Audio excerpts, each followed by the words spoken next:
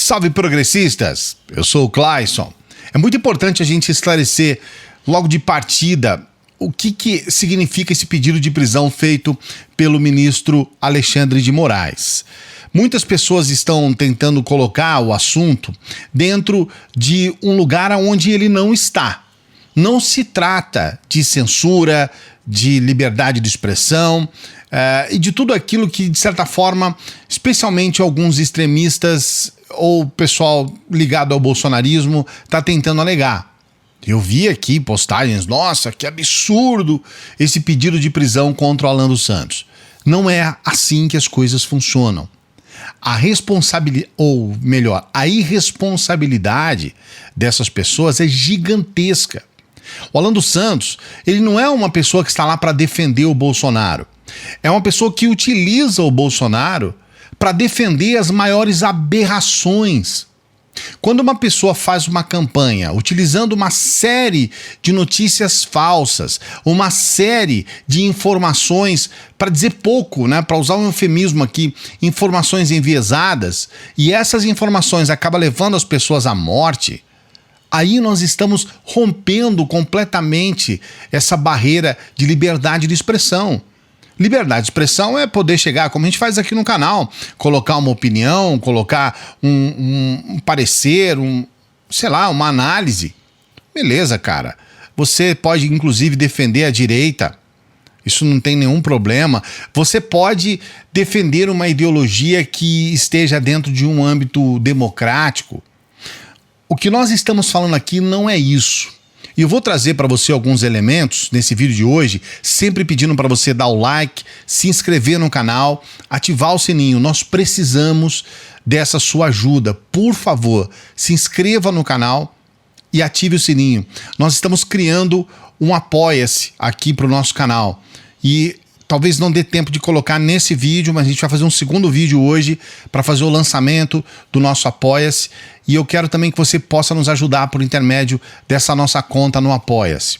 Mas antes de trazer qualquer questão objetiva sobre o Alan dos Santos, é importante a gente saber separar essa situação toda, porque, na verdade, alguns estão tentando meio que, distorcer o assunto. Sabe, a malandragem? Ah, mas é porque ele é conservador. Não, não é isso. Ah, é porque ele é de direita. Porque ele defende o Bolsonaro. Tudo isso está dentro da lei e você tem o direito de ser conservador, de direita, bolsonarista, lulista, ou seja o que for. Não é sobre isso que nós estamos falando. Vou trazer para você alguns elementos. O primeiro, Alan dos Santos, ele negou a existência do coronavírus. Ele negou.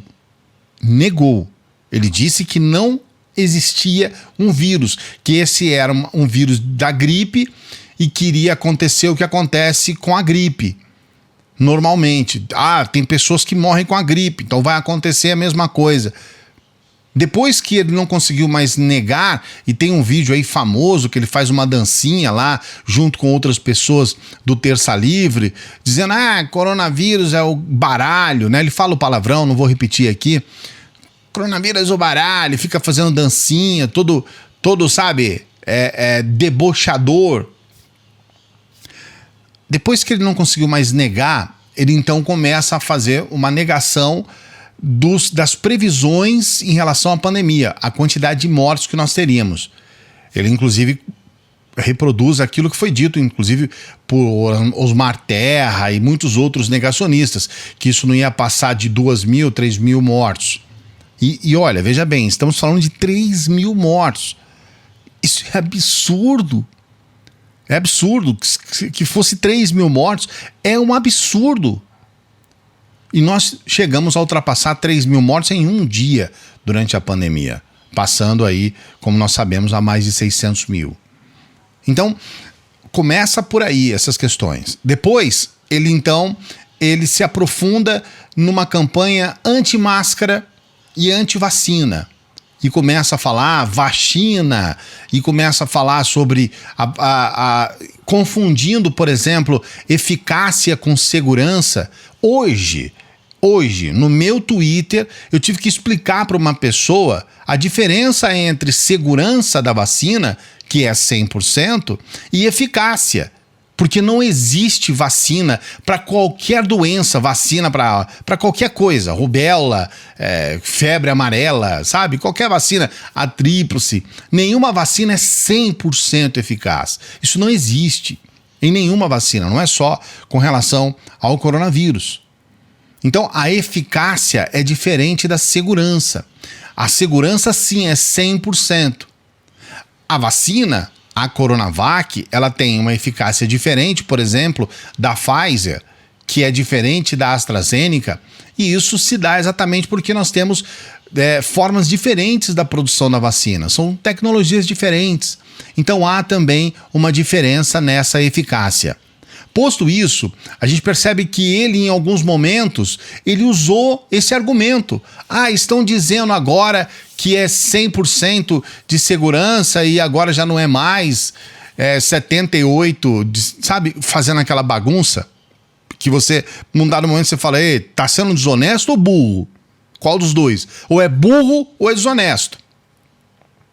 A vacina brasileira, ela é segura. Todas as vacinas, a vacina que eu falo, as vacinas aprovadas pela Anvisa, né? As vacinas utilizadas aqui no Brasil, elas são seguras. E as que estão sendo utilizadas, que não são produzidas aqui no Brasil, também. Então, há segurança na vacina. O que muda é a eficácia. E eles fazem essa bagunça. Depois disso, também nós vimos uma série de ações diretas do Alan dos Santos contra a democracia. Contra a pandemia para mim, já deveria ser preso por isso.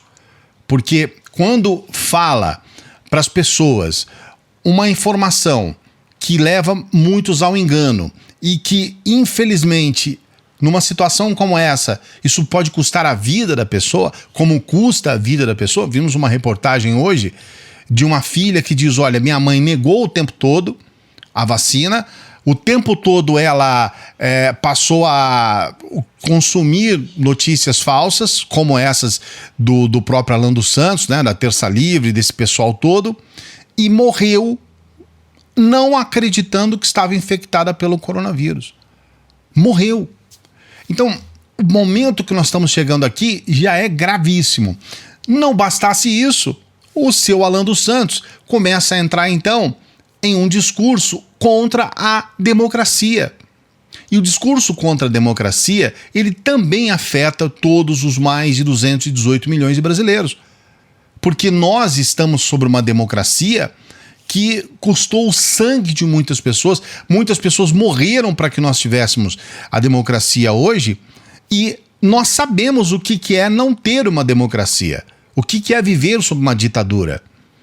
E a ditadura, aí sim nós teremos a perda da liberdade de expressão.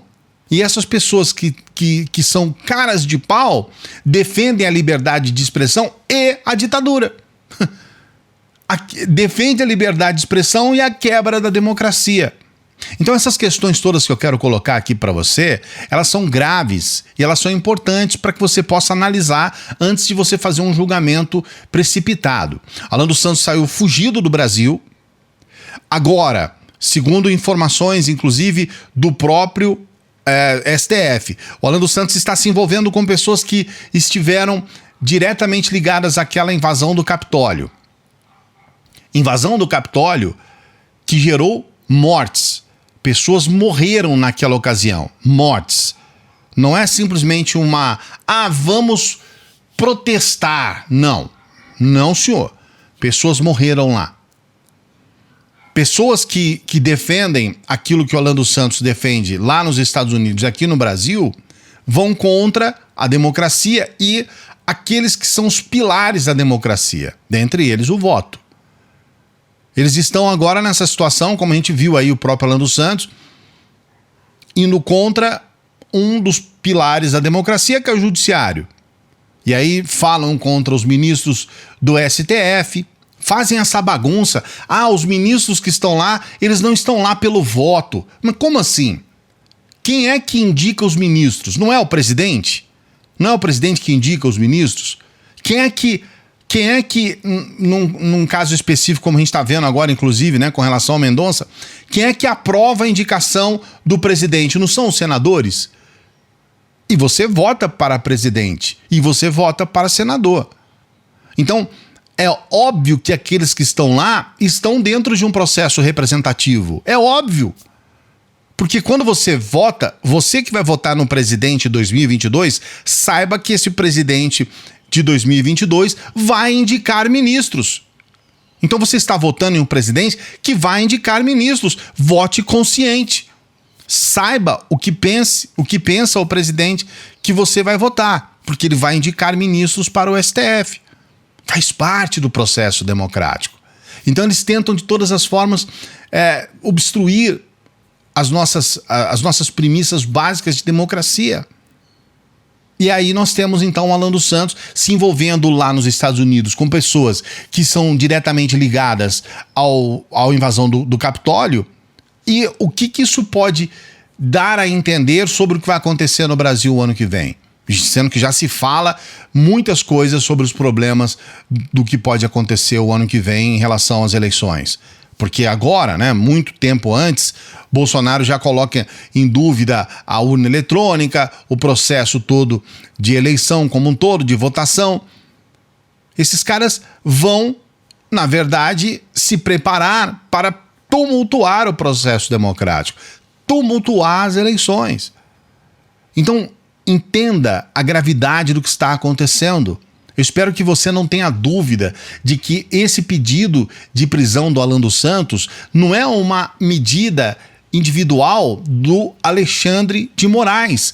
É uma defesa do Brasil, sua e minha, dos cidadãos brasileiros. Compreenda isso. Tenha isso como algo muito objetivo, cognoscível, inteligível. Porque nós estamos numa situação em que há uma quantidade absurda de extremistas no Brasil que raptaram a democracia, que raptaram os veículos e a possibilidade de se expressar para poder defender o que há de pior para um povo como o nosso. Aquilo que vai nos levar para um buraco obscuro, de obscurantismo total.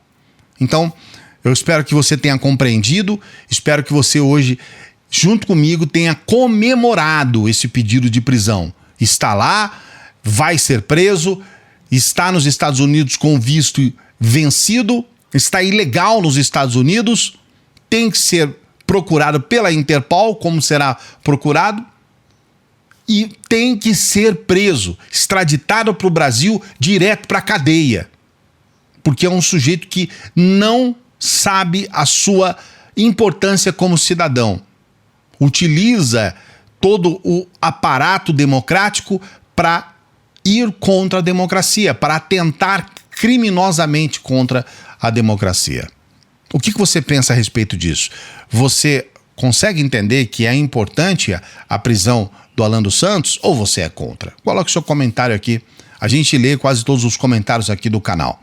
Não se esqueça de dar o like no vídeo, de se inscrever aqui no canal e ativar o sininho.